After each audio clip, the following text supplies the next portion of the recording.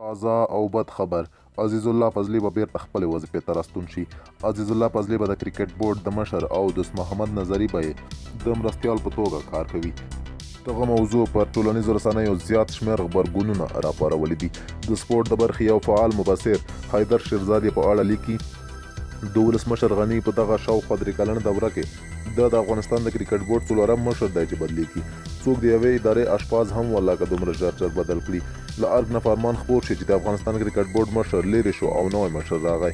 ولې مخکینی لرې شو او ولې نوی مشر راغی هیڅوک نه پوهیږي او دلیل هم معلوم نه دی. خو بورډ د مشرانو بدلول د ولسمشر صلاحیت دی.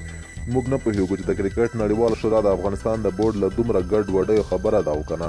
زه یې له افرادو او اشخاصو سره هیڅ کار نه لرم چې څوک د بورډ مشر او څوک یې کشر دی او ولې دی.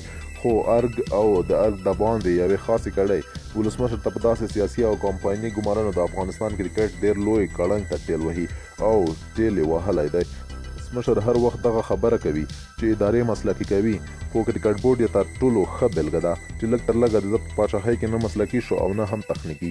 په کرکټ بورډ کې په دا تیر څه باندې یو کال کې دومره فساد شوی چې شاید په 5 وزارتونو کې هم نه وي شوی. تور نه لګوم، اسناد او شواهد لرم. د مشرانو بدلول د همدغه فساد د پټولو یوه هڅه هم بلل کیږي. بیا هم تاوان یې افغانستان او افغان کرکټ ګالي.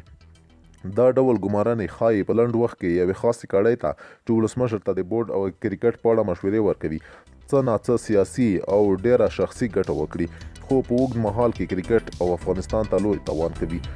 د ونې وړ ده چې کابو 2 یا 2.5 میاشتې وړاندې فرحان یوسفزی د افغانستان کرکټ بورډ عمومي رئیس اعلان شوی و. خو د یوې باوري سرچینې له لوري ویل شوي دي چې عزیز الله فضلي به بیرته خپلې دندې ته راستون شي او د کرکټ بورډ د مشرۍ چارې به پر مخ وړي او همدارنګه دوست محمد نظري به یې د مرستیال په توګه کار کوي.